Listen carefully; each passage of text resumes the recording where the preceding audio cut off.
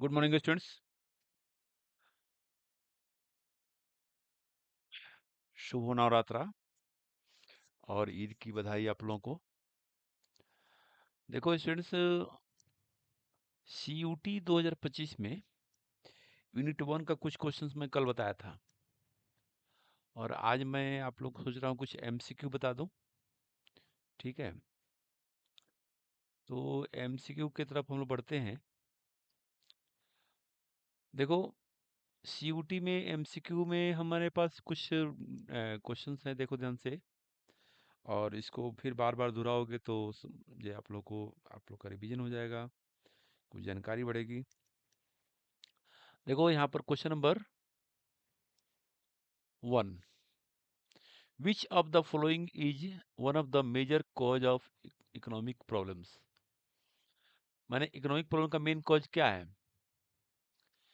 तो देखो इसमें लिखा गया है one of the major causes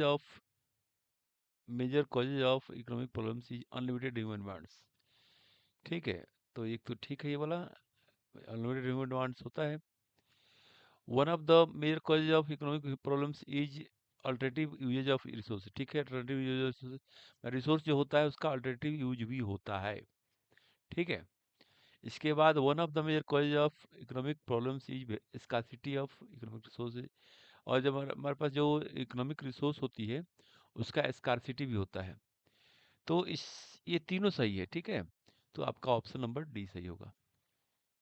ठीक है, इकोनॉमिक कॉज का मतलब क्या है कि अनलिमिटेड रिसोर्स, ये इसके बाद unlimited wants, limited resource, unlimited want, और and every resource has unlimited alternative uses. Okay, ये प्रॉब्लम आपका है।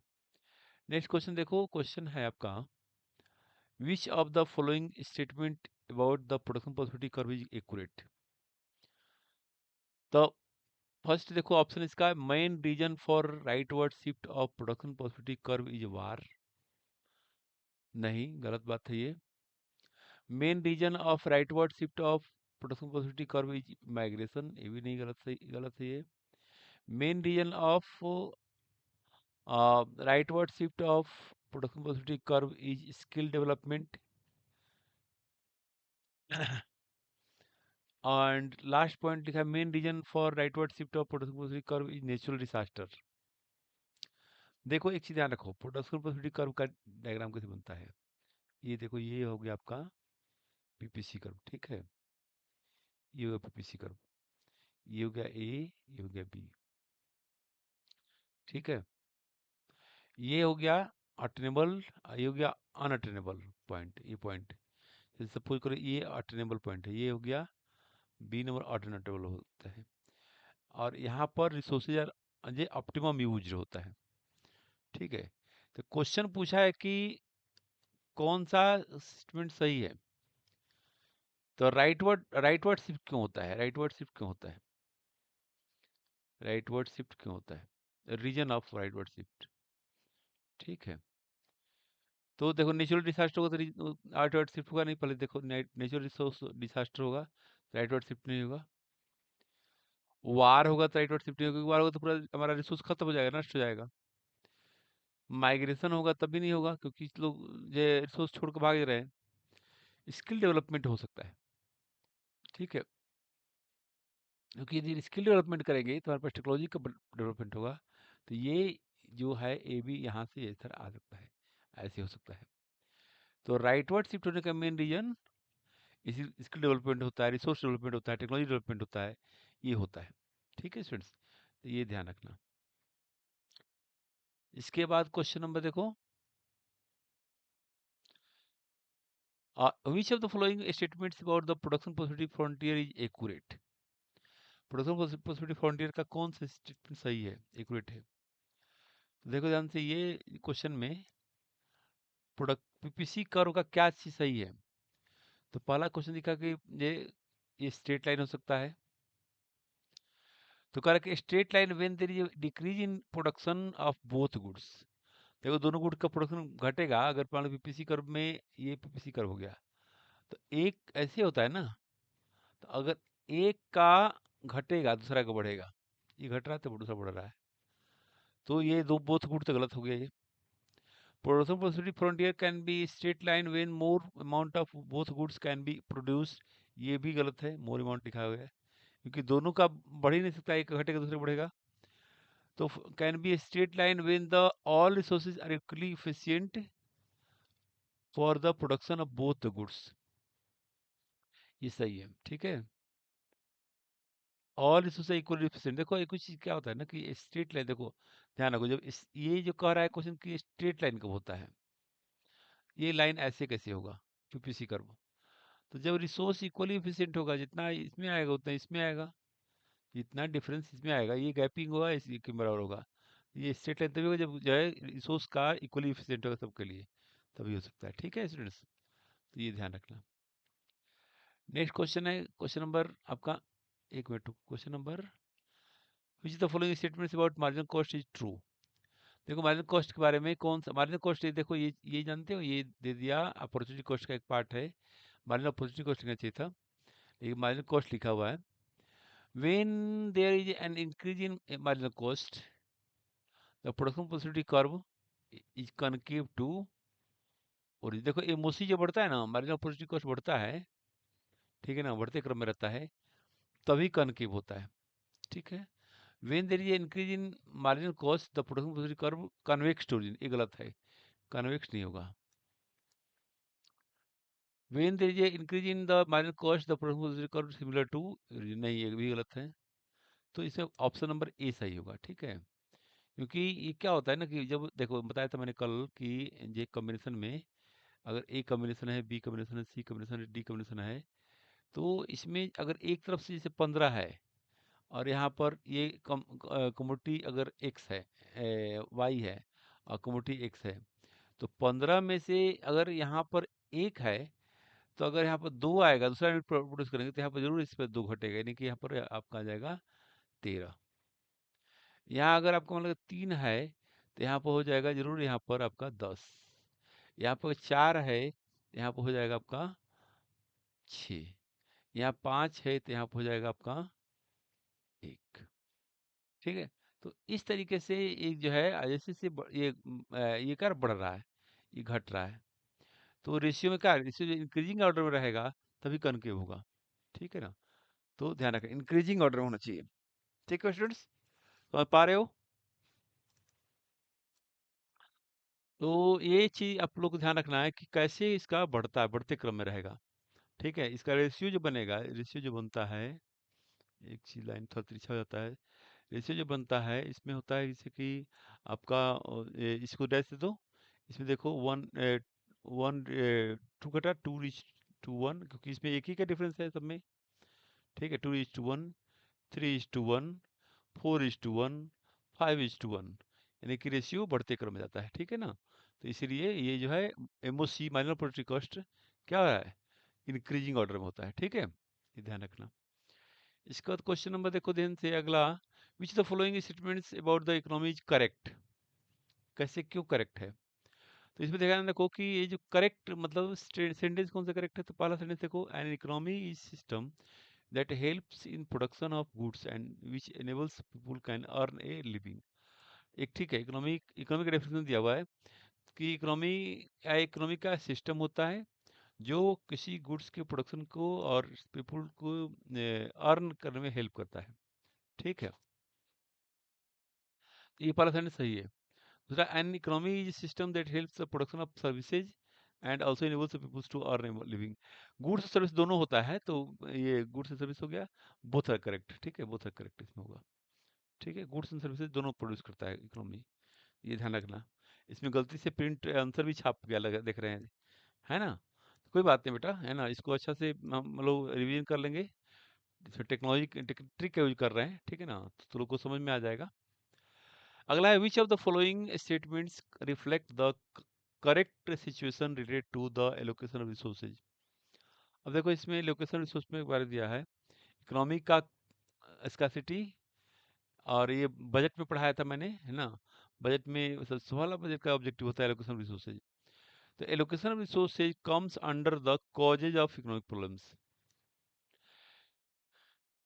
कॉजेज, कॉजेज में नहीं आता है बेटा, ठीक है। कॉज नहीं होता है, कारण जे एलोकेशन रिसोर्स इकोनॉमिक प्रॉब्लम का कारण नहीं होता है, ठीक है। सेकंड है allocation resources comes under the causes of opportunity cost, ये भी नहीं है, अपॉर्चुनिटी कॉस्ट का कारण थोड़ा होता है एलोकेशन रिसोर्स, ये भी नहीं होगा। तो allocation resources cause of central problem, ये ठीक है। सेंट्रल प्रॉब्लम का होता है, सेंट्रल प्रॉब्लम कोई होता है ना, व्हाट टू प्रोड्यूस, व्हेन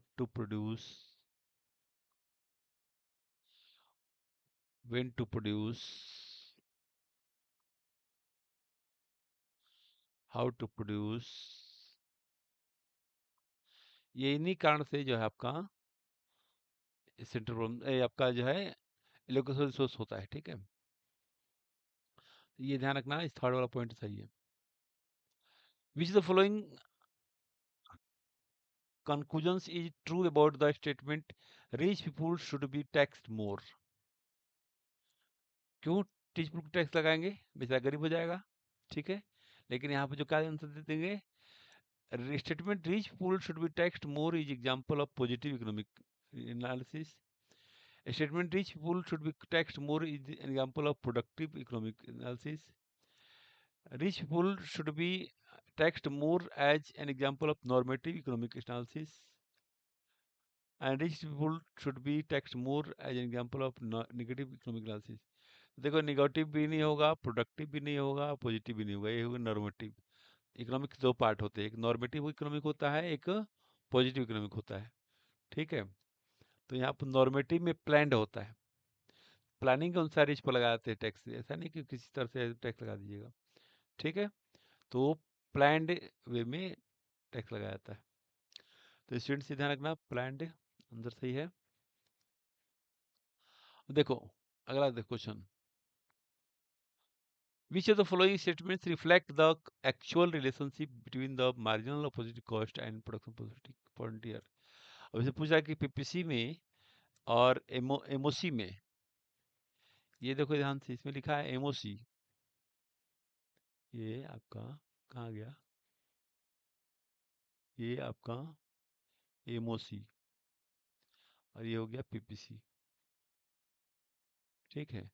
इसमें क्या रिलेशनशिप है, तो कह रहा है कि when MOC remains constant, PPC frontier is downward sloping straight line, ये सही बात है। जब एमओसी कांस्टेंट होगा, बताया था मैंने ना कि जैसे ए हो गया, बी हो गया, सी हो गया, डी हो गया, ठीक है, ठीक है। अब यहाँ 15 हो गया और यहाँ पर हो गया 1, तो यहाँ का 14 होगा, यहाँ 2 होगा, यहाँ 13 होगा तो यहाँ 3 होगा, यहाँ 12 होगा तो यहाँ पर 4 होगा, एक एक अंतर समय, तो क्या हो जाएगा 1:1, 1:1, 1:1, तो पीपीसी क्या हो जाएगा, इसमें कांस्टेंट होगा, ठीक है। ये ध्यान रखना student. When the MOC remains constant, the PPC curve frontier is an upward sloping straight line.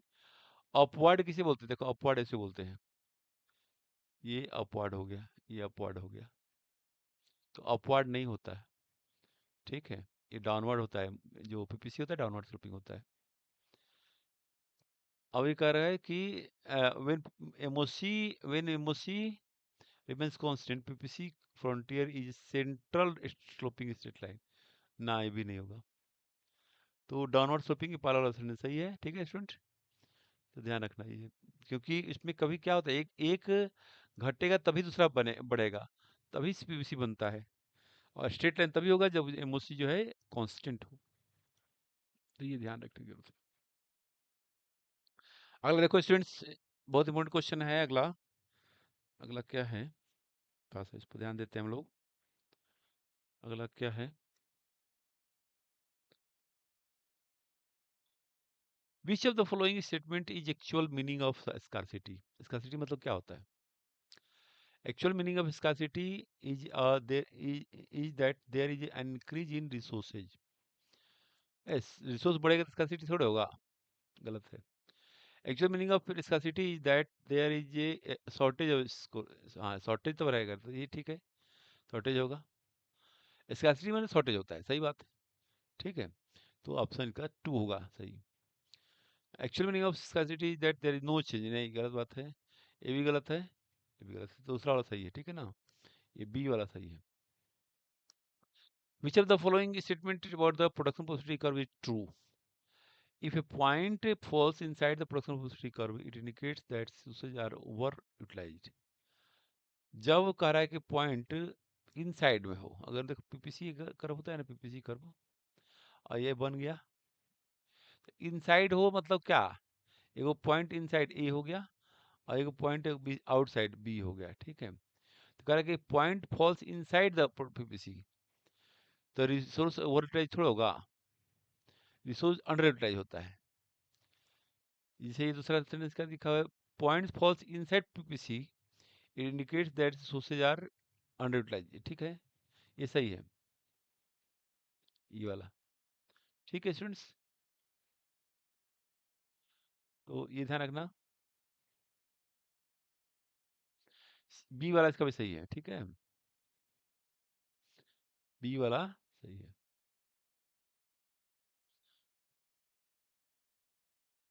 ठीक है students. Which of the following is sine of free economic? Free economic किसे कहते हैं? जहाँ प्राइस रेगुलेट हो गवर्नमेंट द्वारा, नहीं गलत बात है। प्राइस आर पार्टली रेगुलेटेड, नहीं।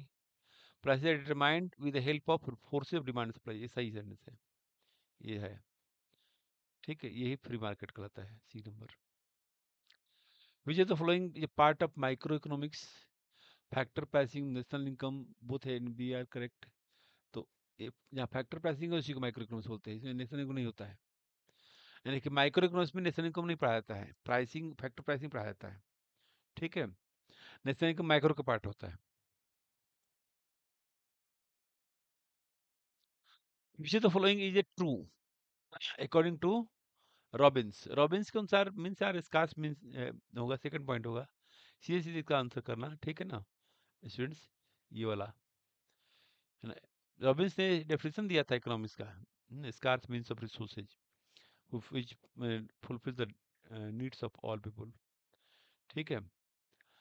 In which economy do consumers producers make choices based on market forces of supply and demand? है ना, चॉइस किस में होता है? Control economy, command economy, market economy, market economy कर दो बोले, ठीक है ना, चॉइस मार्केट इकोनॉमी होता है, सब में नहीं होता है, ठीक है, इसमें नहीं होगा, इसमें नहीं होगा, इसमें नहीं होगा।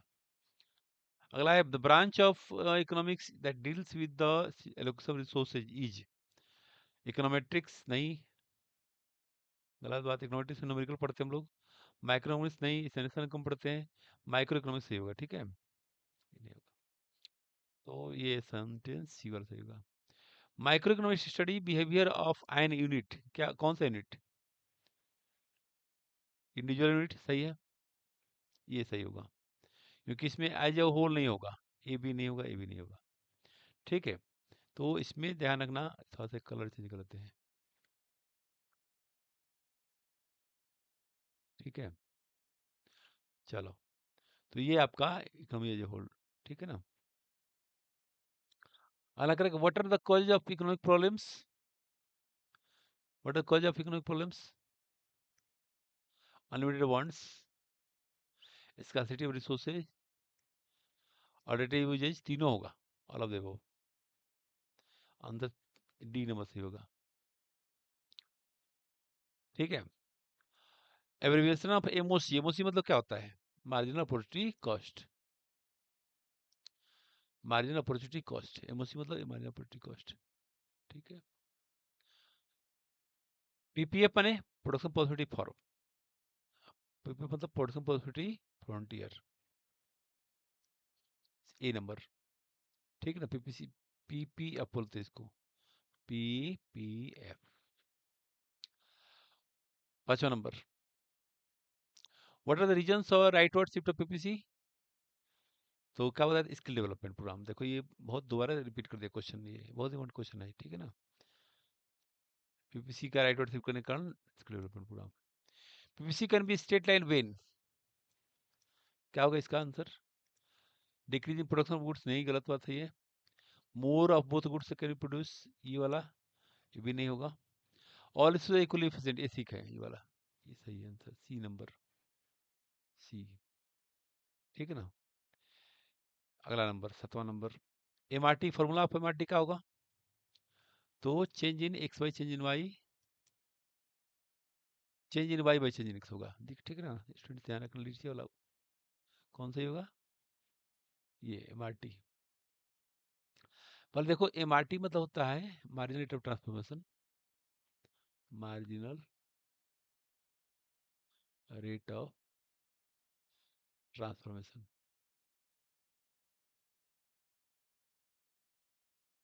ठीक है, इसका मतलब ये हुआ कि एमआरटी का फॉर्मूला होता है rate change sacrificed by change gain. तो हम देखते हैं जो वाई में सेक्रीफाइस होता है, वाई नीचे होता है डाउन होता है, इसलिए यहाँ पर change in Y over change in X होता है। ठीक है, क्वेश्चन नंबर 8। ये इकोनॉमिक एनालिसिस यार, positive economic analysis, normative, regular, both A and B होगा।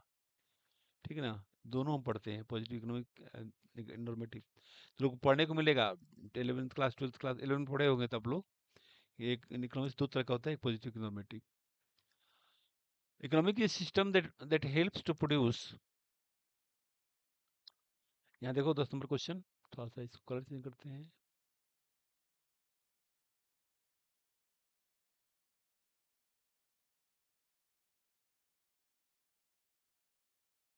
देखो economics is system that helps to produce, क्या गुड्स एंड सर्विसेज, यही रिसोर्स भी हो सकता है। ठीक है ना, and enables people to earn their living। ठीक है, ये गुड्स एंड सर्विसेज होगा।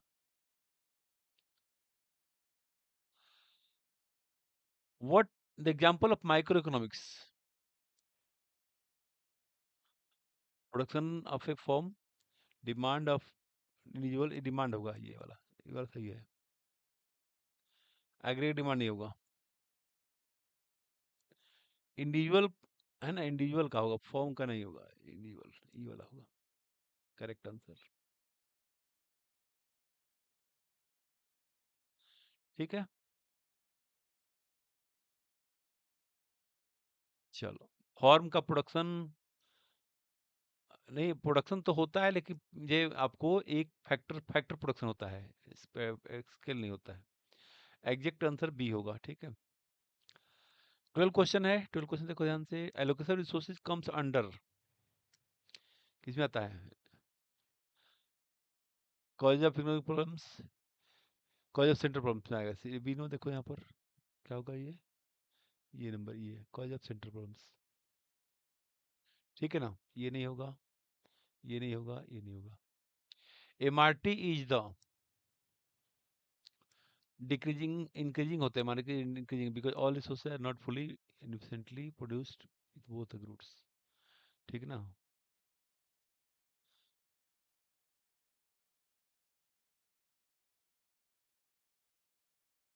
ठीक है ना, एमआरटी डिक्रीजिंग इंक्रीजिंग, क्या होगा, decreasing. Increasing rate of marginal rate of होता है, तभी वो कॉन्केव होता है। Positive economics deals with actual होता है, ये ए नंबर सही होगा इसका। ठीक है, आउट टू बी, ये नॉर्मेटिव होगा, ये नॉर्मेटिव होगा।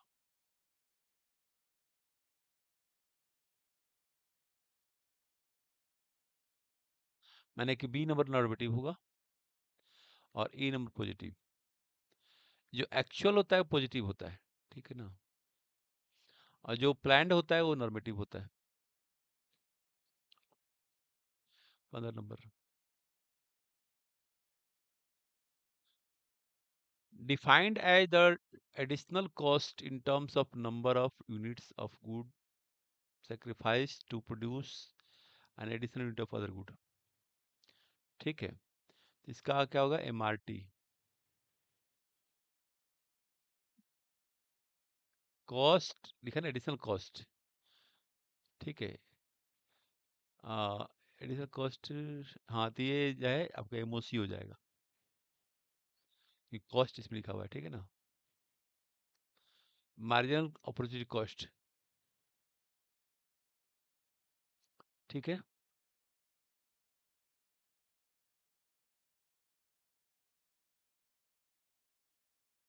ठीक है ना। अगला, rich people should be taxed more is example of,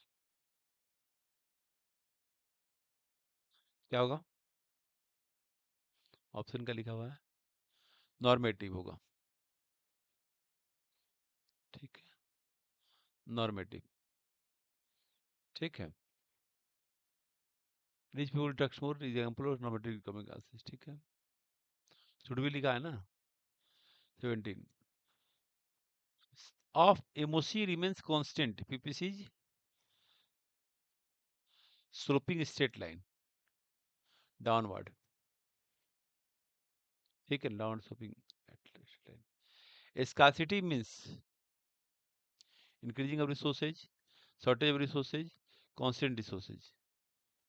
Scarcity का मतलब, scarcity का मतलब होता है ना, shortage of resources, ठीक है।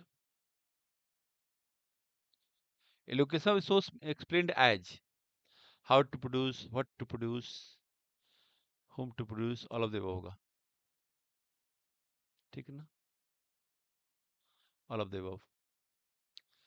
How many property of PPC are involve, PPC का प्रॉपर्टी कितने होते हैं? देखो पीपीसी की प्रॉपर्टी एग्जाम में आता है, ये देखो ये पीपीसी हो गया, ठीक है, ये पीपीसी। तो पहला प्रॉपर्टी क्या है? Downward sloping. दूसरा प्रॉपर्टी होगा कनकेव टू ओरिजिन, पहला डाउनवर्ड हो गया,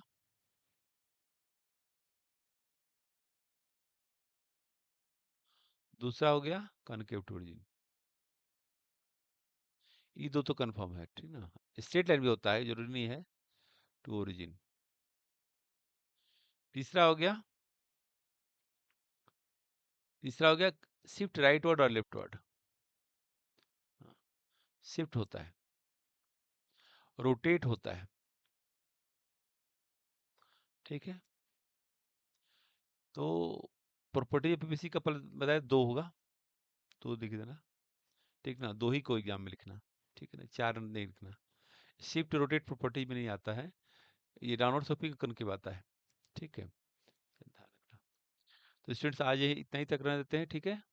थैंक यू, गुड नाइट। अभी समय रात को 1:40 हो रहा है, 1:40 नहीं, 12:40, 12:40 हो रहा है, तो हम लोग आज यही तक पढ़ेंगे। Thank you all of you, thank you, है ना, गुड नाइट।